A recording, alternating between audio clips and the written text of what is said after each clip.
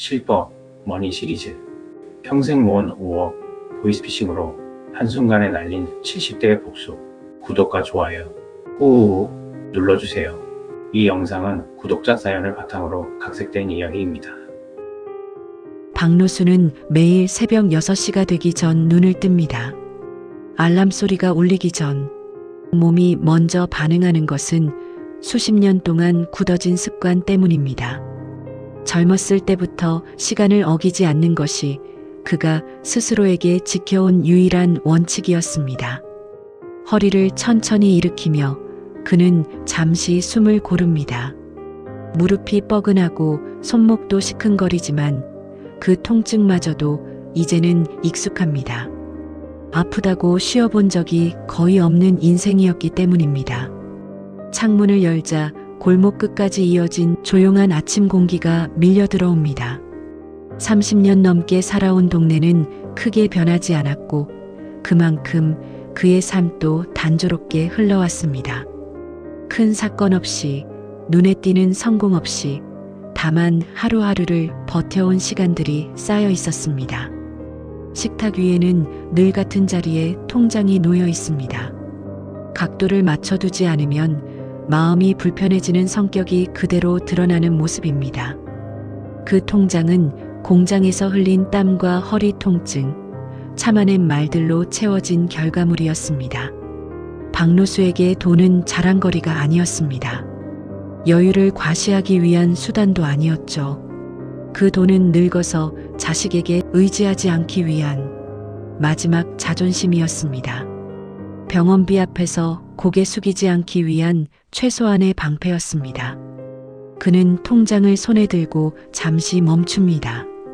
표지에 남은 손때를 바라보며 지난 시간을 떠올립니다.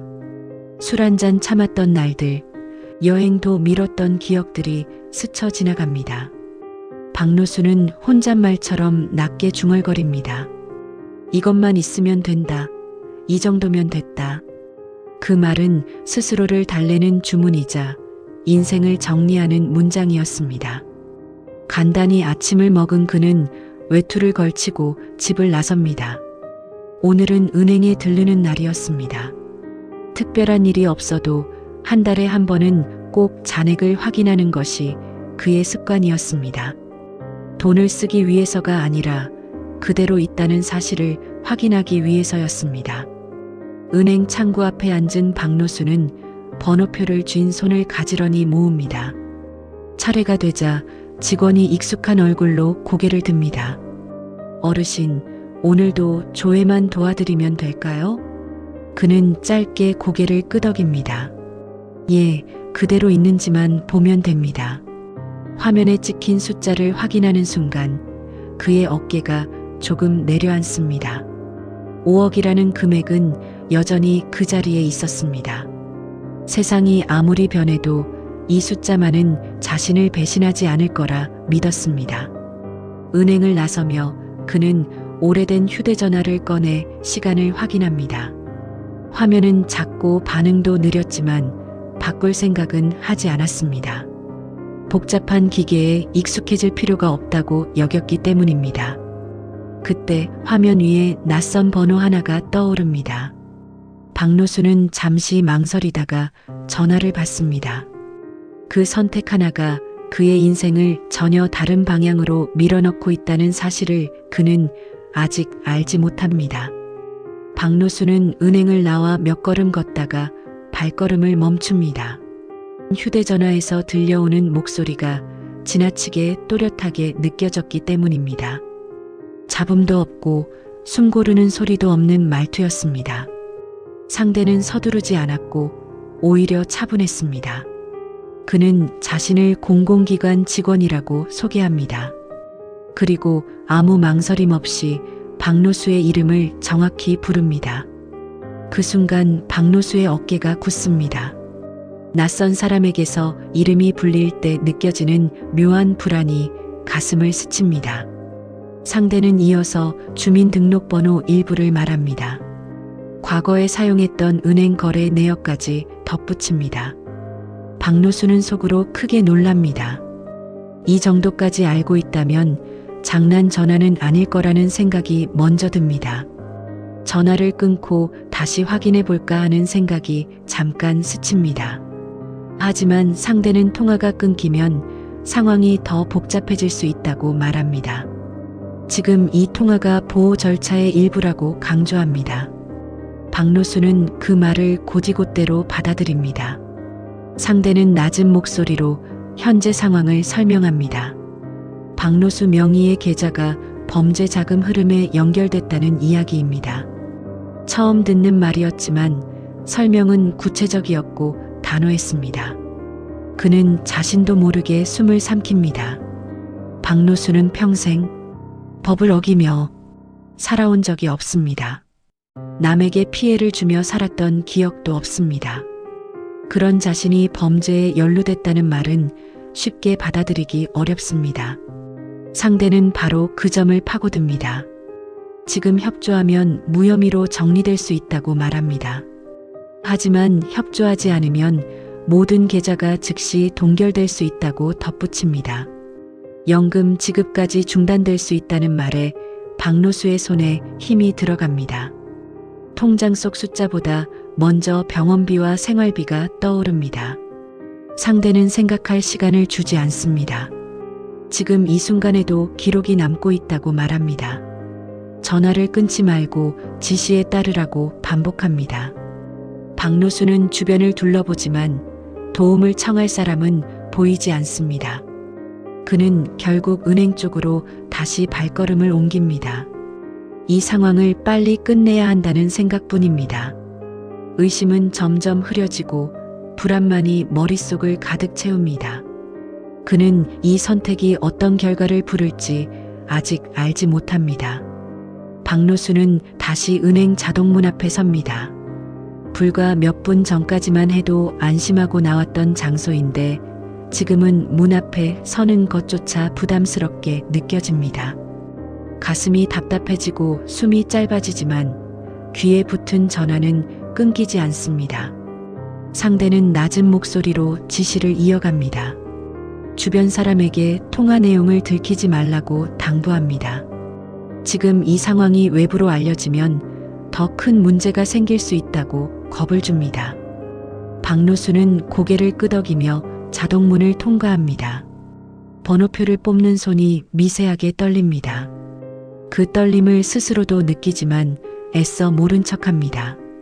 줄을 서 있는 동안에도 전화 속 목소리는 쉬지 않고 이어집니다.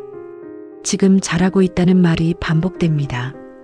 차례가 되어 창구에 앉아 김미정 직원이 박노수를 바라봅니다. 그녀는 그의 얼굴이 평소보다 굳어 있다는 것을 느낍니다. 박노수는 전화를 귀에서 떼지 않은 채 서류를 요청합니다. 개인적인 사정이라며 자세한 설명은 피합니다. 김미정은 조심스럽게 몇 가지 확인 질문을 합니다. 하지만 박노수는 빨리 진행해달라고 재촉합니다. 지금 멈추면 안 된다는 생각이 머릿속을 지배합니다. 전화 속 목소리는 점점 더 또렷하게 들립니다. 서류 위에 펜을 쥔 박노수의 손은 굳어 있습니다. 이름을 적는 순간에도 마음 한구석이 불편합니다. 이상하다는 느낌이 스칩니다. 하지만 이미 여기까지 왔다는 생각이 그를 밀어붙입니다. 첫 번째 이체가 실행됩니다. 화면 속 숫자가 빠르게 바뀝니다. 그는 그 변화를 제대로 보지 못합니다. 고개만 끄덕이며 다음 절차를 기다립니다. 이어 두 번째, 세 번째 이체가 연달아 진행됩니다. 금액은 쪼개져 여러 계좌로 흘러갑니다. 전화 속에서는 잘하고 있다는 말이 흘러나옵니다. 그 말에 박노수는 잠시 안도합니다. 모든 절차가 끝났다는 안내가 들립니다. 그 순간 귀에 붙어있던 전화가 갑자기 끊깁니다. 박노수는 휴대전화를 내려다보며 다시 번호를 누릅니다. 연결음은 끝내 돌아오지 않습니다. 은행 안의 소음이 그제야 귀에 들어옵니다. 김미정은 이체가 정상적으로 완료되었다고 말하며 미소를 짓습니다. 박노수는 아무 대답도 하지 못합니다. 그의 머릿속에서 숫자들이 하나둘 사라져 갑니다. 평생 지켜온 통장은 그 자리에서 조용히 비어가고 있었습니다. 박노수는 은행을 나와 몇 걸음 걷다가 그대로 멈춰섭니다. 방금 전까지 귀를 채우던 목소리가 사라지자 세상이 갑자기 멀어지는 느낌이 듭니다. 자동차 소리와 사람들 발걸음이 들리지만 모두 물속에서 울리는 것처럼 둔하게 들립니다. 그는 휴대전화를 다시 들어 올려 방금 전 번호를 누릅니다.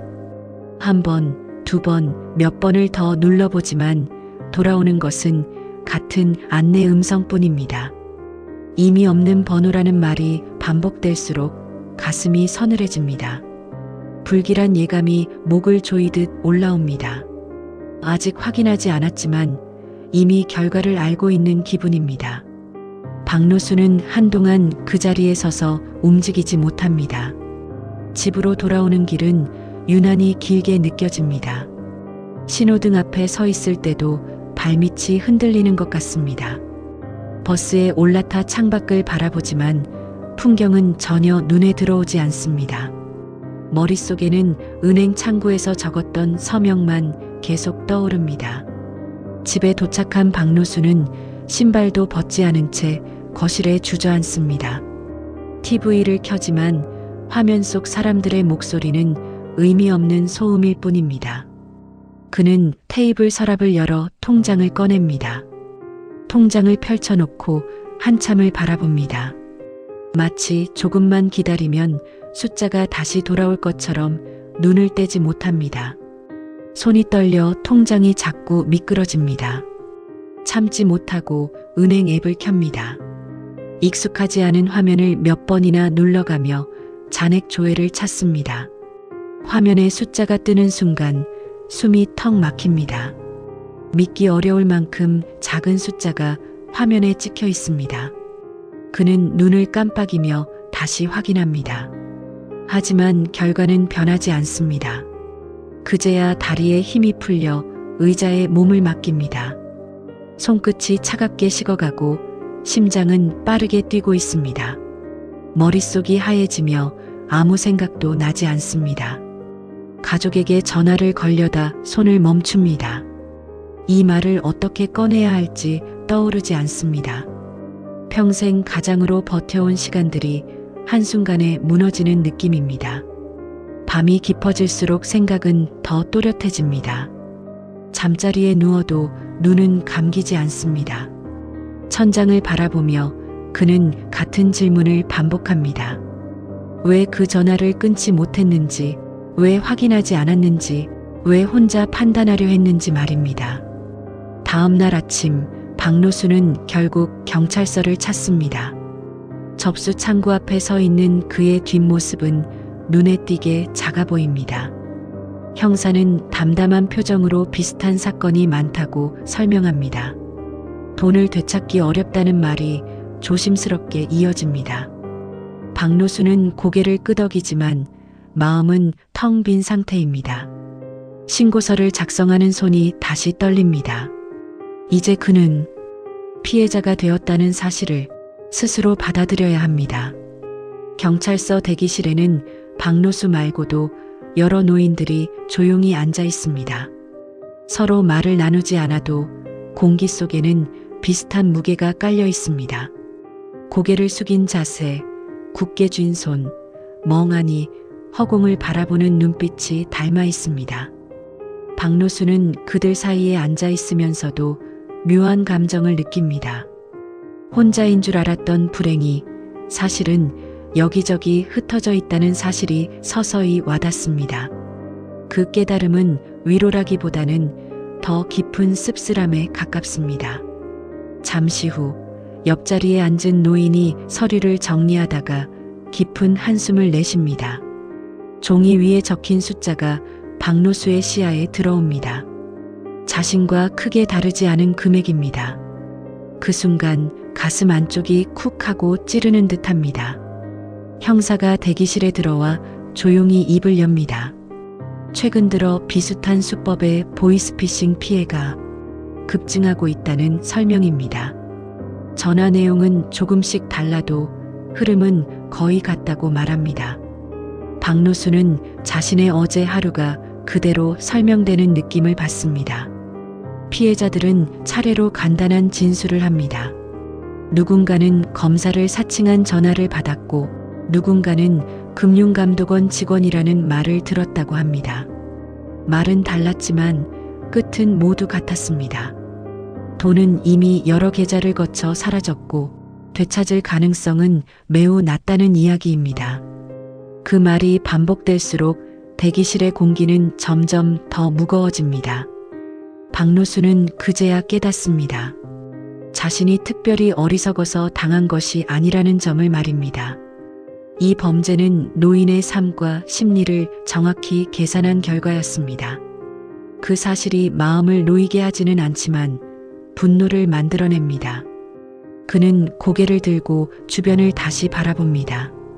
여기 앉아 있는 사람들은 모두 누군가의 부모였고 누군가의 가장이었고 평생 스스로의 몫을 해온 사람들이었습니다. 형사는 피해자들끼리 정보를 공유하는 모임이 있다고 알려줍니다. 서로의 사례를 모으면 수사에 도움이 될 수 있다는 설명입니다. 박노수는 잠시 망설입니다. 다시 떠올리는 것만으로도 숨이 막히기 때문입니다. 하지만 그는 결국 고개를 끄덕입니다.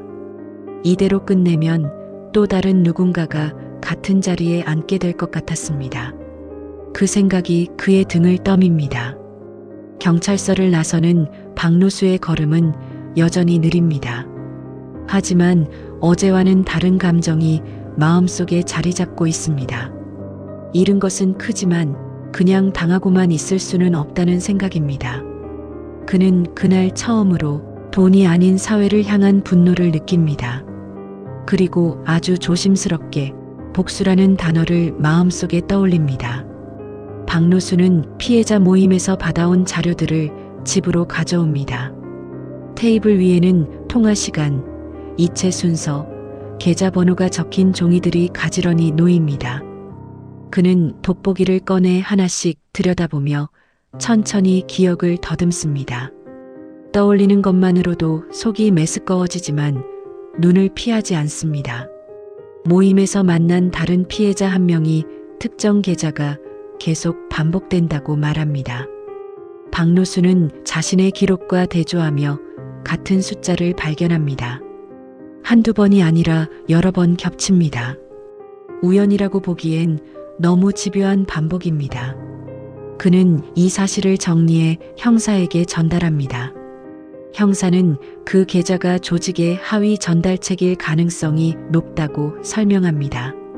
말단이지만 수사의 실마리가 될 수 있는 지점이라는 말도 덧붙입니다. 박노수의 얼굴에 긴장이 스칩니다. 형사는 조심스럽게 가능성을 꺼냅니다. 범인이 다시 연락할 수도 있다는 이야기입니다. 완전히 속였다고 판단되면 추가 절차를 명목으로 접근하는 경우가 있다는 설명입니다. 그 말은 곧 선택을 의미합니다. 박노수는 잠시 말을 잇지 못합니다. 다시 그 목소리를 들어야 한다는 생각만으로도 심장이 빨라집니다. 손바닥에 땀이 차오르고 숨이 짧아집니다. 하지만 그는 고개를 숙인 채 조용히 생각합니다. 며칠 뒤 휴대전화가 다시 울립니다. 이번에도 낯선 번호입니다. 화면을 바라보는 시간이 유난히 길게 느껴집니다. 그는 결국 전화를 받습니다. 상대의 말투는 이전과 크게 다르지 않습니다. 남은 절차가 있다는 이야기로 말을 꺼냅니다. 박노수는 일부러 당황한 기색을 보이며 반응합니다. 형사에게 들은 대로 기억해둔 흐름을 그대로 따릅니다. 통화는 길지 않지만 중요한 말들이 남습니다. 계좌 처리 방식, 전달 경로, 시간대에 대한 단서입니다. 박노수는 그 말 하나하나를 머릿속에 새깁니다. 전화를 끊은 뒤 그는 한동안 움직이지 못합니다. 심장이 귀 옆에서 뛰는 것처럼 느껴집니다. 손은 여전히 떨리고 숨은 쉽게 가라앉지 않습니다. 잠시 후 그는 형사에게 연락합니다. 형사는 충분한 정보가 모였다고 말합니다. 박노수의 선택이 수사를 빠르게 앞당겼다는 설명이 이어집니다. 그는 그제야 깊게 숨을 들이마십니다. 위험했지만 피하지 않았다는 사실이 가슴에 남습니다. 그날 이후 박노수는 더 이상 단순한 피해자가 아닙니다. 형사는 박노수가 제공한 통화 기록과 메모를 수사팀에 넘깁니다. 그동안 흩어져 있던 정보들이 하나의 흐름으로 이어지기 시작합니다. 여러 사건에서 반복되던 계좌와 통신 패턴이 겹쳐집니다. 단순한 개인 범죄가 아니라 조직적으로 움직인 흔적이 분명해집니다. 수사팀은 조용히 움직입니다. 겉으로는 아무 일도 없는 것처럼 보이지만 물밑에서는 추적이 빠르게 진행됩니다. 현금 인출 시간이 비슷한 인물들이 목록에 오릅니다. 동일한 지역, 동일한 ATM을 반복해서 이용한 흔적이 포착됩니다. 며칠 뒤 한 전달책이 현금을 인출하는 순간 현장에서 검거됩니다. 그의 가방 안에는 여러 장의 체크카드와 메모지가 들어 있습니다. 메모지에는 이름과 금액이 빼곡히 적혀 있습니다. 그 중에는 박노수의 이름도 포함되어 있습니다. 검거 소식은 연쇄적으로 이어집니다. 연결된 계좌들이 차례로 동결되고 통신 기록이 확보됩니다. 그동안 서로를 보호하던 조직은 순식간에 균열을 보입니다. 책임을 피하려는 말들이 오가기 시작합니다. 언론을 통해 보이스피싱 조직 검거 소식이 전해집니다. 피해 규모와 수법이 공개되며 사회적 관심이 집중됩니다. 노인을 노린 범죄라는 점이 강조됩니다. 추가 피해를 막았다는 평가도 뒤따릅니다. 박노수는 집에서 조용히 뉴스를 지켜봅니다. 화면 속 경찰 발표를 바라보며 그는 아무 말도 하지 않습니다. 가슴 한쪽이 묵직하게 내려앉는 느낌입니다. 형사는 전화를 걸어 그의 협조에 감사를 전합니다. 박노수의 정보가 결정적인 역할을 했다고 말합니다. 그는 짧게 고개를 끄덕이며 전화를 끊습니다. 돈은 돌아오지 않습니다. 이 사실은 변하지 않습니다. 하지만 누군가는 더 이상 그 전화를 받지 않게 됩니다. 박노수는 그 사실을 조용히 마음에 새깁니다.